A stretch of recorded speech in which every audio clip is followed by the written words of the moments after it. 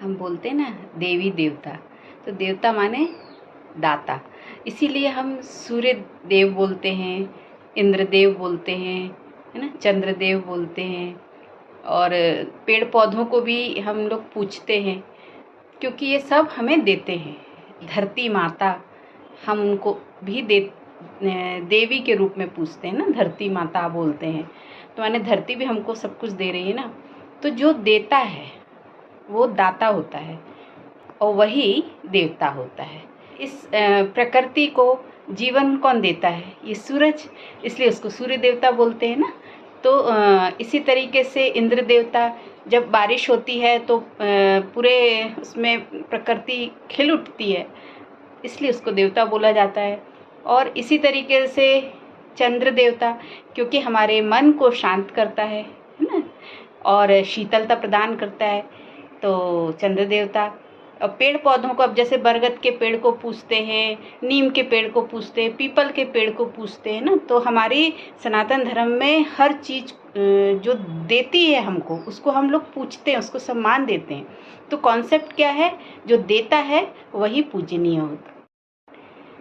अब जैसे कि हमारा स्वरूप जो होगा वही हम देंगे।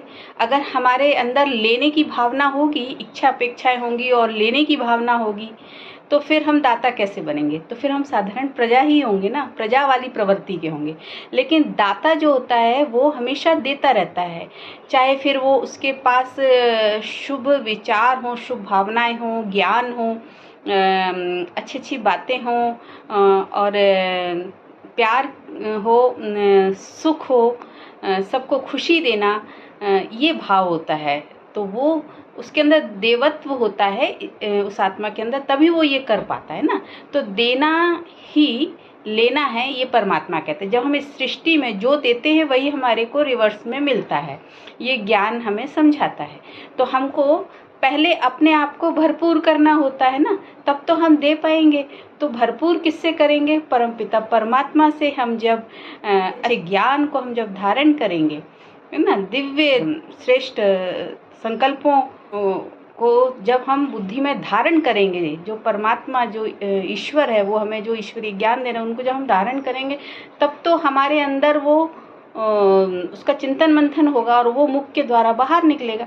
तो जैसे बोलते ना कि व्यर्थ मत देखो, व्यर्थ मत सुनो, व्यर्थ मत बोलो, व्यर्थ मत देखो, सोचो, ऐसा बोलते ना, बुरा मत जिसको बोला गया है कि बुरा मत देखो, बुरा मत।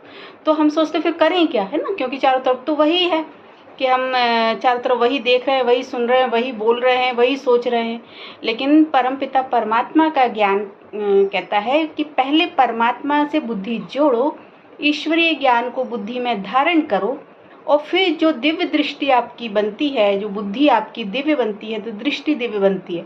तो एक तरीके से ईश्वरीय ज्ञान का जो चश्मा आपके अंदर लगा होता है, बुद्धि में योग होता है, परमात्मा से जुड़ा होता है, माने बुद्धि परमात्मा से, तब आप इस दृष्टि से जिस चीज को भी देखते हो, तो कहते ना, पत्थर से पारस बना देना, माने कि आप जो भी व्यर्थ देख रहे हो उसमें भी समर्थ ढूंढ लेना। क्योंकि ये सृष्टि में सब जगह अगर व्यर्थ है तो जीना तो हमें यही है ना। तो हमें इस व्यर्थता के बीच में समर्थ ढूंढ लेना, निगेटिविटी के बीच में पॉजिटिविटी ढूंढ लेना। इसके लिए क्या जरूरी है कि हमको ये समझ होना, सत्यता की समझ होना, सत्य क्या है, पवित्र क्या है। तब हम फिर उसको, हमारा चुनाव जो होगा ना वो श्रेष्ठ होगा।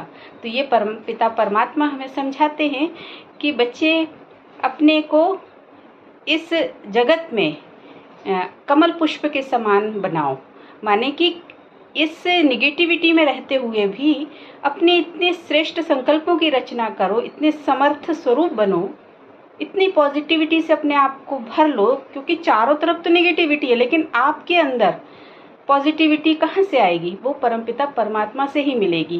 क्योंकि परमात्मा जो है वो श्रेष्ठतम है, सबसे ऊंचा है ना।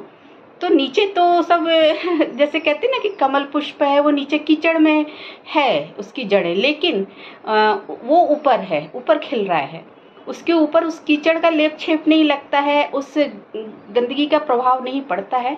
तो ऐसे परमपिता परमात्मा कहते हैं अपनी बुद्धि को इतना दिव्य बनाओ, इतना श्रेष्ठ बनाओ कि ये व्यर्थता जो है चारों तरफ, उसको देखते हुए भी मत देखो, सुनते हुए भी मत सुनो।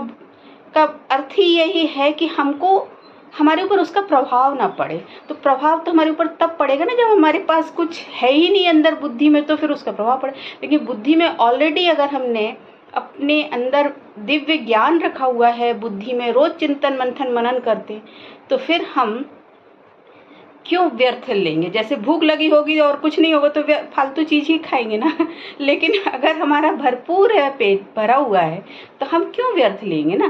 तो इसी तरीके से जो बुद्धि में दिव्य ज्ञान हमने जब धारण कर लिया तो वो भरपूर है, हमारे मन को तृप्ति मिल गई, संतुष्टता हो गई, हर प्रश्न का उत्तर मिल गया, तो फिर हम व्यर्थ क्यों ग्रहण करेंगे ना। तो इस रीति से हम मुक्त हो सकते हैं व्यर्थ से, नहीं तो नहीं हो सकते। क्योंकि इस संसार में चारों तरफ यदि देखो तो सब तरीके की चीजें हैं, लेकिन हमको दिव्य बनाना है, हमको श्रेष्ठ बनाना है अपने आप को यदि, तो इस व्यर्थता के बीच में भी ईश्वरीय जो कहते हैं ना चश्मा लगा के, ईश्वरीय ज्ञान का, ईश्वरीय नियम का, विधि विधान का जो नियम है, का जो चश्मा परमात्मा देते हैं, जो श्रीमत देते हैं, उसको हम जब लगा लेते हैं अपनी बुद्धि में, तो फिर ये सृष्टि में जो भी कुछ है उसमें हम अपनी समर्थता को, अपनी पॉजिटिविटी को, जो परमात्मा हमें दिखाना चाहते हैं, वो हम देख सकते हैं और समझ सकते हैं, और हम कमल पुष्प के समान अपना जीवन यापन कर सकते हैं। ओम शांति।